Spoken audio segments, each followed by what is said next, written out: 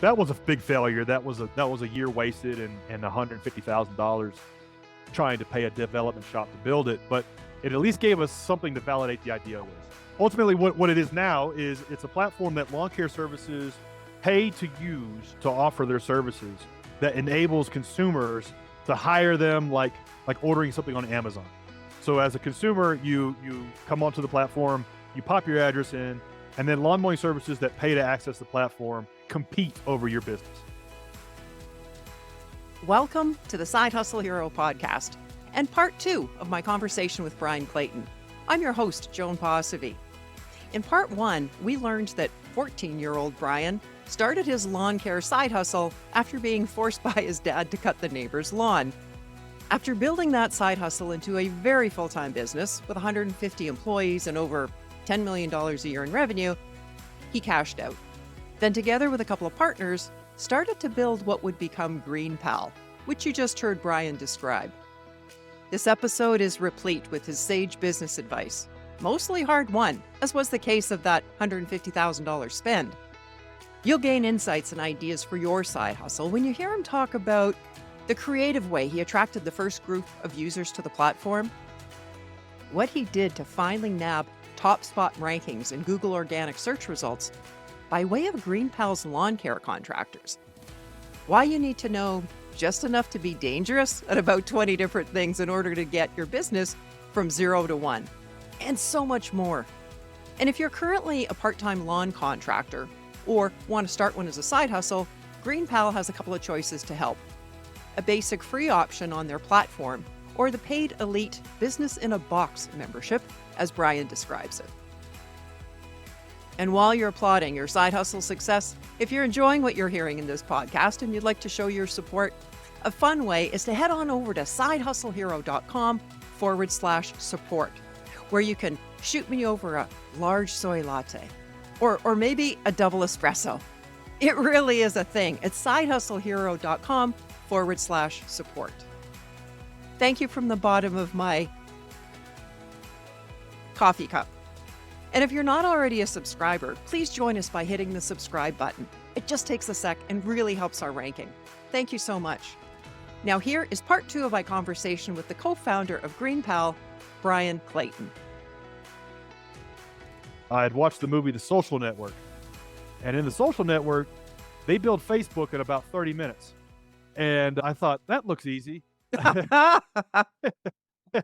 So why can't I do that? I want to be a tech entrepreneur because that looks super fun and fast. And so it's And so like the lawn care business. yeah, right. Right, Totally. yeah. That's what seduced me into the idea of being a tech founder.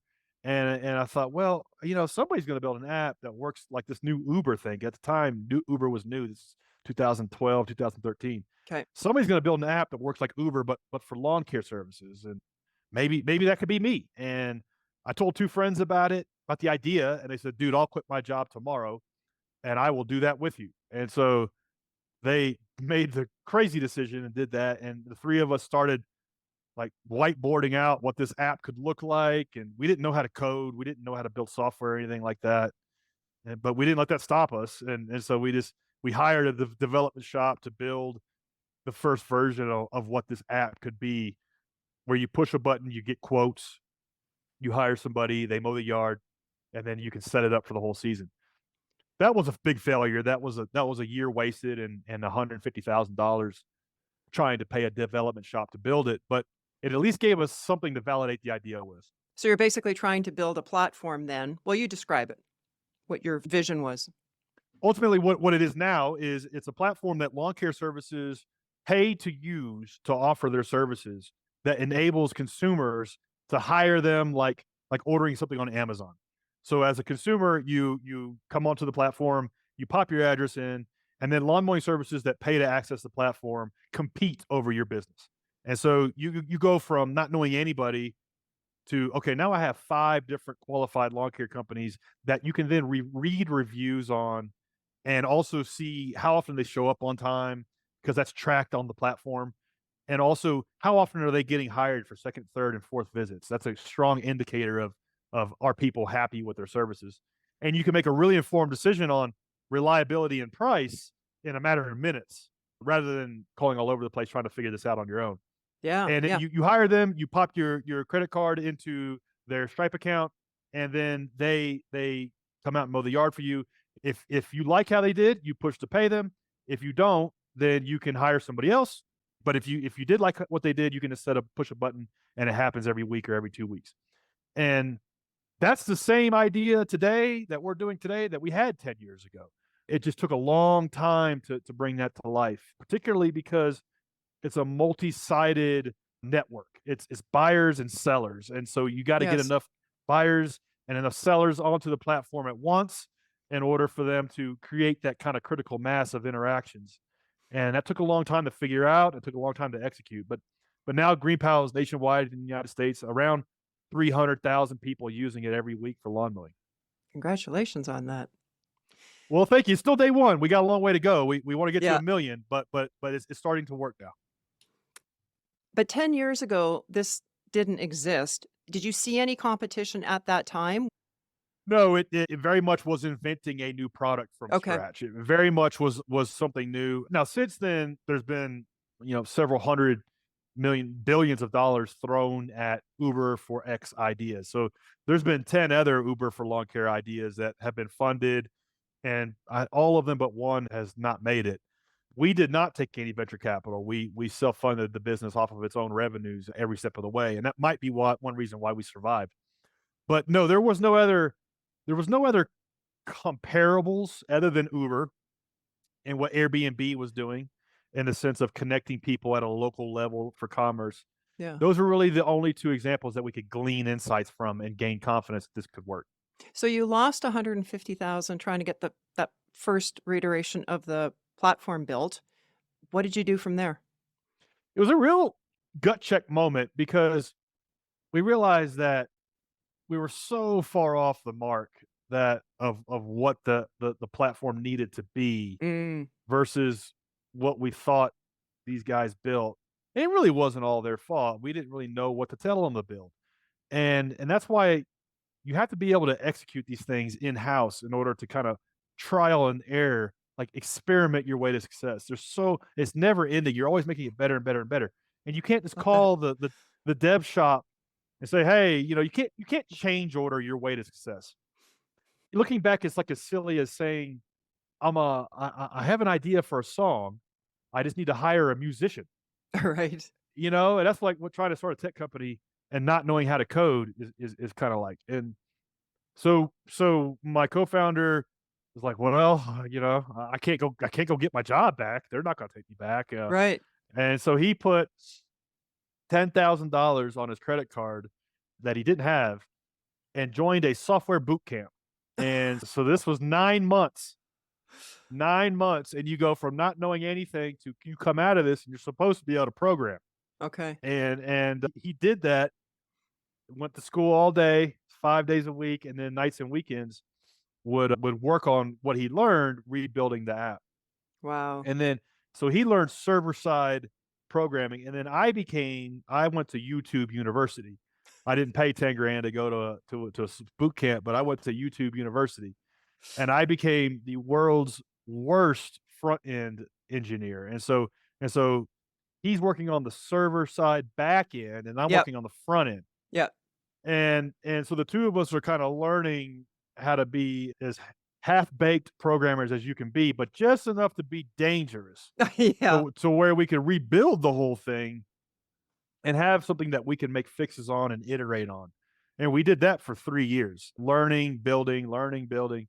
And then we would get, we had 20 people using it. But we would like nag the hell out of these 20 people. We try to figure out, okay, what do you wish it would do? What are you upset about? These people are just demoing it, or these are 20 actual customers that These are are using it at actual this paying point? Oh, okay. customers. Yeah, these are actual paying customers. And so that's important. That's a very key distinction. It's like one trap that a lot of new founders fall into is that they want to do everything but go get customers. They want to plan. They want to work on the system. They want to work on the social media strategy. They want to work on the brand design or something. And it's like, no, you need to be working on the service and you need to be getting people to use the service. And so at least we had that right. And so we had 20 or 30 people using it, and then they would tell us everywhere it sucked. And then we would like take all of those things that sucked about it, put them in a spreadsheet, and then another column in terms of frequency, and then another column in terms of impact and importance. And then we would just triage around what are the most important things that we should be focused on, and let's not even worry about anything else. And we Right. did that, just making it better and better and better. Our skills got a little better as that went on. And then we started making a little bit of money, not much, but a little bit, where we could then go hire developers to work alongside us, Mm. and we could delegate from a standpoint of authority, of stewardship. It's like, here's how we want you to do this. Before we tried to delegate from a standpoint of abjucation. So what I mean by that is like, I don't know how to I don't know do how to this. do this. Yeah. Yeah. I have no idea how this works. Please just do it and send me a bill. Like that never works. That has always blown up in my face. And so at least now we weren't good developers. We never have been, but we were just good enough we could get it on first base, and then build out a team around us with the little bit of money we were making. And then as that team was troubleshooting and talking to you about things, you actually knew what they were talking about, Yes, we've never been right? at a never been at a Yep. standpoint like I might not be good at laying down that code, and I Right. might, but and I could do it myself. It might take me a week, and it'll take you half a day, but at least you know how that works, and you Yes. know what success and failure looks like, and you also know kind of how terrible you are, and you know what good looks like, Yes. Because and you've so got then that knowledge. you Yeah. can hire good. Whereas if you don't know what good looks like, you don't even know what you're getting. And you don't know if you're overpaying or not. That's right. The gold standard for this, by the way, is Elon Musk. He has, 10 different companies, and it doesn't matter. He can go on the shop floor and talk battery life with a chemical engineer. He can go over to SpaceX and talk with a rocket scientist.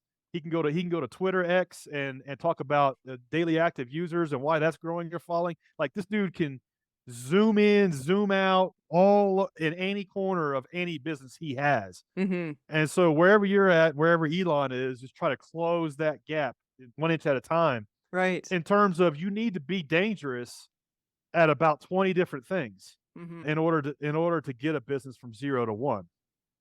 So you've built this platform, but you needed to attract maintenance contractors to do the work, the people actually out there doing the lawns. What strategies did you use to start to build those up? It was very clear in the from the outset that if we didn't build something that lawn care companies didn't love, then we were dead. And so Yeah. we had to really over index on how do we build something that they just love to use, and how do we make their life easier? I knew their life because I'd grown up in it, and so I knew, well, okay, here's the things that sucks about running a lawn care business is you don't know how to market it, you don't want to pass out flyers, so let's solve that problem. And then you don't know, like, you have all these different systems, and you're writing stuff down over here, and you have stuff over here, but like you don't really know where you're supposed to be and what your customers where they want you to be on a rolling basis. So it's really hard to plan. And then the third thing that really sucks is getting paid for the work that you do. Mhm. And so we set out to solve those three things. And so the first thing we said was, look, we can get you all the business that you want, and then we can organize it for you, and we can help you get paid quickly. And in the early days, it was really tough because all of these small business owners in pretty much every sector have just been bombarded by false promises from all of these different platforms that are really, frankly, ripping them off by selling them leads. And so the business model for this type of space has been selling of leads. I see. There's a place for that. Like, if you have a lead on somebody that wants a pool, and I'm in the contracting business, and that's, a $50,000 pool, I'll pay you $50 for that lead. But if you got somebody that wants a $28 lawn mowing, I can't pay you $12 for that lead. And that's what was happening. Ah, okay. So these contractors' ear was just like, oh man, they just did not want to hear this pitch of yet another thing that was supposedly going to make their life better. And how we overcame that was, I would call them personally, the first 1,000 contractors that used it, I all had my cell phone number. Now there's 35,000 contractors using it, but back then we were just trying to get 100. And I would call them personally, say, hey, listen, I ran a landscaping business for 15 years. I know how it is. I'm working on this platform. If you'll use it, I will give you free coaching on how to grow your lawn care business for free. And I'll meet with you once a week. And sometimes it'll be in a group setting, sometimes it'll be one on one. But I just need you to use this damn thing. I need you to submit pricing. I need you to show up and do a good job for your clients that you get off of it. And I need for you to just follow the protocol. And I need for you to tell me where you want it to be better. And so they were like, okay, yeah. And that's how I got my first, that's how we got our first 50 contractors using it. Oh, man, And Brian, because you got the credibility to do that, that was brilliant. yeah, and I also had the scars and I also spoke their language. And Yeah. I think authenticity can be a competitive advantage when you're trying to bring something new to the marketplace. You weren't just some tech guy or coding Right. guy or startup, you were actually one of us before. Yeah, and that's one reason why, like, the Uber for home cleaning went out of business, like, there's been, like, 10, is because most of the founding teams for Uber for home cleaning never cleaned a house in their life, and so they didn't have those kinda I I hate this word, but first principles way of thinking, like, they didn't have that. They didn't have those scars. They didn't know from the ground up what they were trying to build, and so they were building the wrong things, and they were missing the mark, and they were trying to solve that by buying more Facebook ads, and that ended quick. So at least we had that right, but we didn't have a lot of other things right, such as the coding, the tech, the execution. We had to learn all that the hard way. Huh. So you've got the contractors on one side, and then you've got the customers needing their lawns done. How did you reach out to them? So in the early days, we just passed out flyers. That was Okay. the only way we knew how to get them, and we got 1,000 people to try it out that way. And then they would always tell us, like, normally I would ask around friends and family to find a lawn guy, but if that didn't work, I would just go to Google, and we kept hearing that. I was go to Google. So we're like, well, we just need to buy Google ads. So we pissed away like 10 grand of our money on Google Mm, ads and got like 4 customers. And I thought, well, that's not going to work. We can't do that. And then we thought, well, we just got to compete in Google organic search, and we started peeling away the layers of what that meant. And right. then I was confronted with the reality of, like, oh man, as hard as building this damn thing has been, this is 10 times harder. Breaking into Google organic search is really challenging. So we kind of just broke it down into little bite-sized morsels. We realized that we couldn't compete for lawn care company Nashville, Tennessee, but we could compete for lawn care company Smyrna, Tennessee, which is a bedroom community of Nashville. So Mm, so okay. we would take the 5 lawn care services in Smyrna, Tennessee that use the platform, and we would interview them, and we would talk about their business and what services they did, and take pictures of their equipment, pictures of them, where they went to high school, and create these really rich pages for them that didn't really exist anywhere else in the market for these services. And so then these guys started showing up for lawn care service nearby me in Smyrna, Tennessee, to mow my Nice. yard today, not like a Yeah, long yeah, query, a long tail query, yeah. and we started getting a little trickle of traffic, and then we said, okay, let's do some more of that and more, and then the next thing you knew, 2 years later, we could compete for lawn care Nashville, and so you fast forward 10 years later, 11 years later, that's still how we get 60-70% of new consumers that find out about the platform. They just search for a lawn care service in their town, and one of the lawn care services that pays to use the platform pops up, and they can order them right off the shelf through their embedded payment system that they have on our technology. Ah, okay. So these contractors then, flipping back to the other side, are they vetted? So when they sign up, they have to go through a very minimal vetting in terms of, are you a real business? Are you who you say you are? You have to set up a Stripe merchant account. And so going through that, you have to upload a photo ID that verifies that you have a valid social security number or tax ID number, like a valid business bank account. So all of this minimal stuff that just makes sure that you are who you are in business, you are not a fraud, and you're in the lawn mowing business. It's not much, but it's more than you're gonna get off of, Craigslist. Right. And so Yep. then after that, the system then begins to rigorously score them. And so the first 3 or 4 transactions they do with their account, they're scored heavily, and it's kinda like a, "Are you in or are you out?" So if you get hired and for your first couple of mowings and you show up late or don't show up at all, the system churns you out, and it's like, "Okay, this is you're not taking this seriously." But if you do well and you pass that, then there's another series of steps where you're scored on how often do you show up on time, how often you're getting hired for second and third visits, and then what are people saying about your business? What kind of ratings are they giving you? And then in the network, the good performers are promoted, the bad performers are demoted, and so that is how the thing gets better and better and better because the good ones make more money and the bad ones don't, and they eventually Right. quit using it because they're not winning any business because they have poor reviews and are not being shown as much. Right. And do they get to set their own rates? Absolutely, yeah. It's it's Yeah. it's key to it's very key to note that GreenPal is not in the landscaping business, is not a lawn provider of lawn care services. GreenPal is a network of lawn care services that pay to access it, that and then consumers can hire them through the technology. But all of the lawn care services set their own pricing, they set their own schedules, they set their own policies, quite frankly. And so it's our job to help them market their business quicker, faster, and help consumers hire them quicker and faster. Okay. What are revenues up to, gross revenues now? Past $30 million in terms of GMV running through the platform, and we want to get that to 100 million. Nice. How much of that does GreenPal keep? Because obviously you're paying the contractors out. Yeah, so the fees vary based on how much contractors are doing on the platform. They start at 5% and go up from there. So contractors pay 5% per transaction, and then it goes up from there in terms of do they want to layer on this tool set? Do they want to layer on that tool set? And they can add more features onto their account. Right. And like an Airbnb, is the customer hiring paying a fee as well? No, no. No. Okay.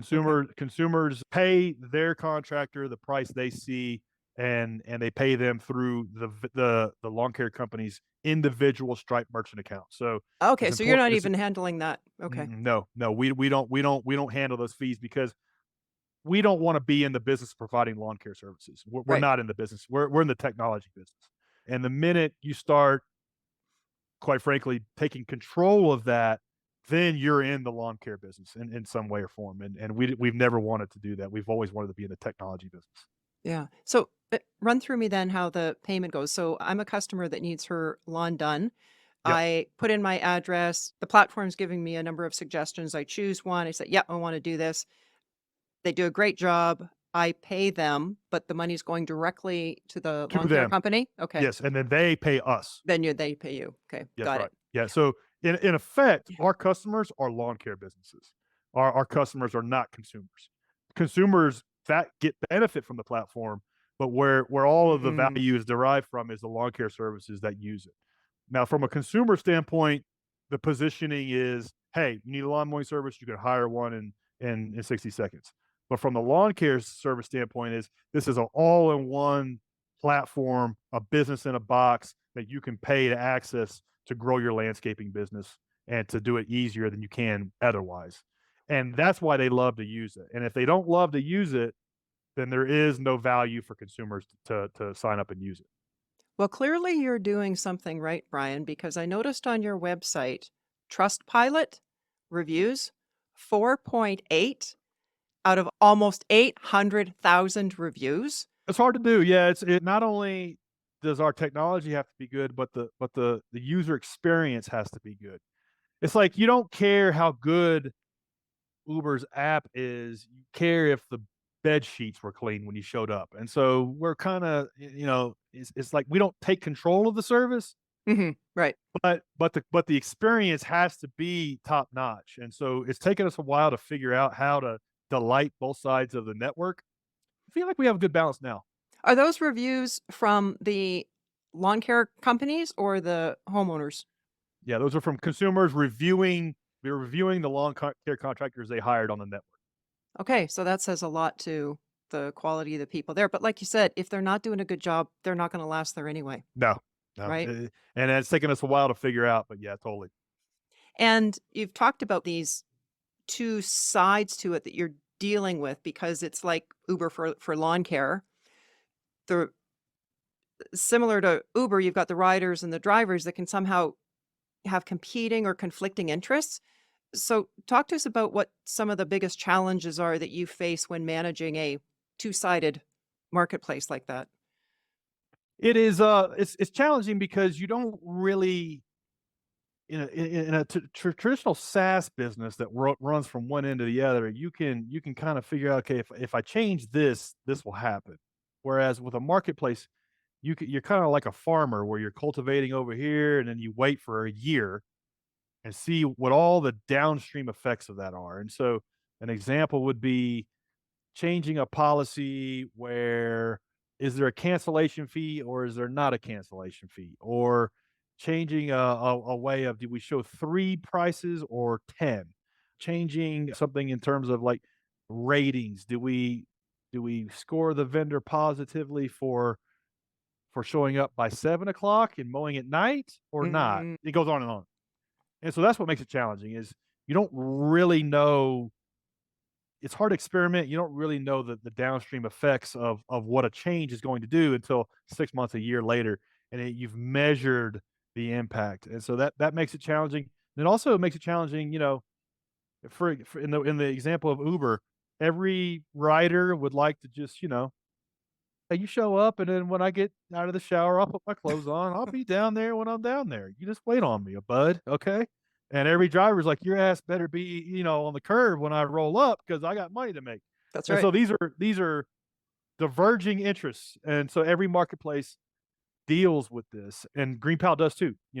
Yeah, Consumers would love to say, "I don't wanna commit to a schedule, you just call you next month when I need you." And contractors are like, "I don't know where I'm gonna be next month on the day you need me. I need you on my schedule, and I need to know so I can pile it up with these other 10 on your side of town, because that's the only way I can make a living."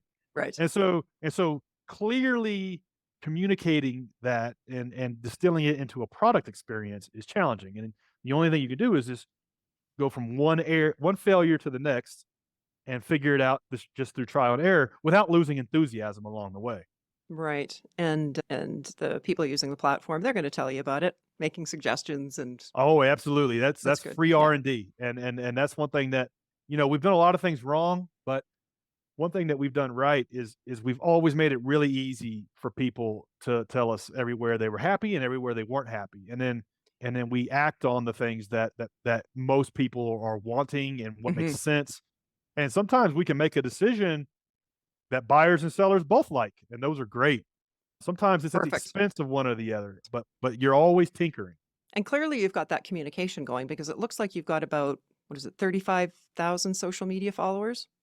Yeah, yeah, and it's taken a while to build that up, and, in the early days, it was a hobby, because it was really hard to close the loop on if any of that mattered, and I still don't know if it does, but for us, social media is more of a, it's not an acquisition thing, it's an activation thing. So what I mean by that is somebody somebody's considering, using GreenPal for their needs. They check social media and they say, "Yeah, I'm gonna sign up for this." It's a validator. We don't really get a whole lot of new people from social media, but it's been worth doing. They're good posts too because it provides I've been looking at your social media pages, and they really come across personable and connecting and informative and doing a Yeah, we really good try to job. we try to Yeah, reinforce the brand that way, and it's yeah. like if you don't have that out there, then if it's crickets, Mhm. then people are gonna be like, "Are these guys legit? Is this a scam?" Exactly. And it's like, so it helps kinda get them over the fence. Any plans to expand outside of the USA? Maybe. Okay. Right now, we're just a drop in the bucket for how much of this is actually getting done. It's a $99 billion industry, and so we're, a drop in the bucket. Eventually, once we reach a point of saturation in every major US market, we'll go to Canada and then UK and Australia, maybe in the next 2 or 3 years. That quick.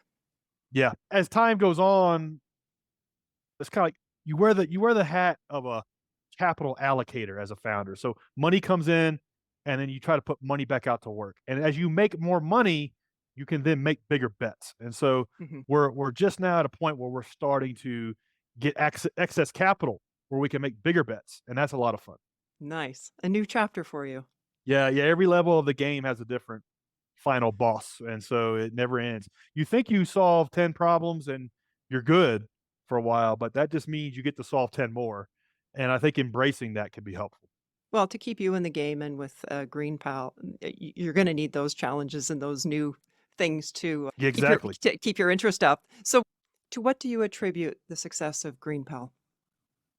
I think the reason we made it was just always making it frictionless for for users, not just consumers, but providers and buyers to tell us everywhere we suck. And just because somebody told us where the app sucked doesn't mean we stop what we're doing and go and fix that. Right. But we would make it completely frictionless for you to tell us what was on your mind. And that could be with a chat bubble in the app, it could be a phone number, it could be, email, whatever. And like we've never been at a loss for what the next 4 or 5 things we should focus on is because of that. So, sounds like a very trite, simple thing, but man, I mean, you see like companies with less than 100 customers and the company email goes to a do not reply box, you know? It's like, no, that needs to go to your email inbox. Your cell number needs to be on the homepage. And so it's a simple thing that, if you do your own customer support, you listen to your early users, it can help guide you in the right direction. Mm. What's the best way for our listeners to connect with you, Brian? I never thought I'd say this, but I've been hanging out on LinkedIn a lot more lately. So just Google my name, Bryan Clayton, LinkedIn, and hit me up there, and I'll respond to you there. I never thought I'd say this, but I came back after the last couple of years, and so yeah, that's the best place to find me. Great. And we'll definitely put the link for GreenPal on there as well. Awesome. Well, thank you for that. So, what's your best tip, Brian, to inspire others to start and grow their side hustle dream? Yeah, I think what holds a lot of us up is like the daunting, like, oh, where do I even get started? I don't know how to do accounting. I don't know how to do marketing. I don't know how to.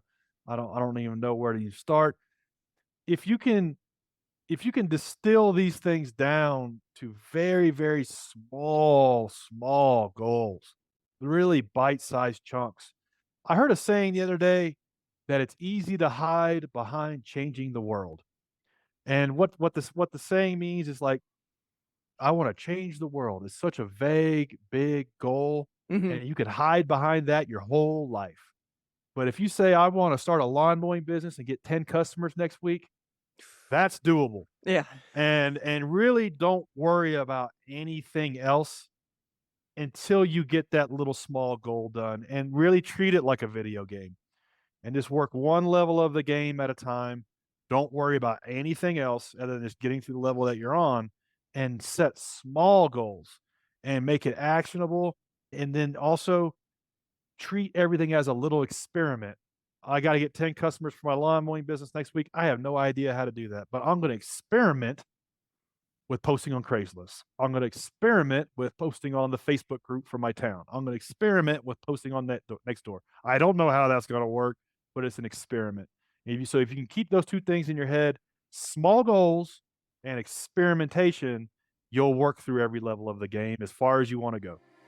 Oh man, that's such excellent advice, Brian. Thank you so much for spending the time with us that you did and for sharing your story of how it all started by getting kicked out of the house through to a $30 million business. Awesome. And thank you so much for being today's side hustle hero. Well, thank you for having me on. I really had fun. What did you think of Brian's suggestion that you view starting and growing your side hustle like you're playing a video game? The more I thought about it, the more parallels I uncovered. For instance, have the long term vision of your desired end game, but focus today on the tasks at hand in the level that you're currently on. Depending on the complexity of your side hustle, your level one might be complete when you're officially open for business, your website or e commerce storefront goes live. So focus on getting level one done and don't worry about what you'll need to do by the time you hit level 10. Those level 10 tasks and responsibilities can seem too overwhelming and seemingly impossible when viewed from the vantage point of level one. But what happens is at each level, you're picking up new skills and insights, building alliances, and expanding your network, all of which is preparing you to better face the challenges that lay ahead in your quest. Well, that's a wrap for today. You'll find links to Bryan's GreenPal website, his LinkedIn page, and the full show notes at our website, sidehustlehero.com. If you're enjoying what you're seeing in this podcast, I'd be so grateful if you would take a moment and add your comment, share the episode, and please subscribe. It'll let others know that there's valuable content here to help them start or grow their side hustle. Thanks for watching, and hustle on.